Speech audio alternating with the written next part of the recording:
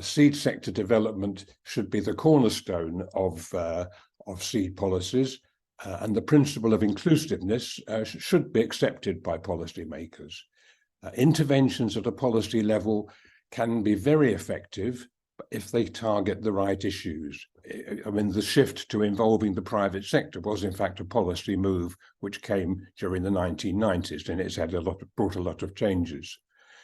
But the problem is that the policies must be respected when they come to the point of implementation. There are many good policies prepared with good stakeholder participation, but when it comes to implementation, they're not always followed.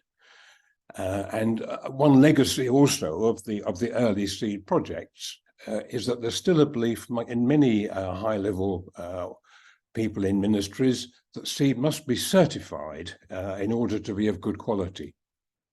But certification is a demanding process, and it may be well suited to more organized agricultural systems, but it's not so easily scaled out to small farmers in widely distributed across rural areas. And another problem we see from past projects is that the policies were really largely framed in the context of the major cereal crops, and more specialized crops like forages, vegetables, and other minor crops can play a really important role in rural and household economies, and they were often sidelined in those policies and not given due attention. So policies obviously provide the broad guidelines for development.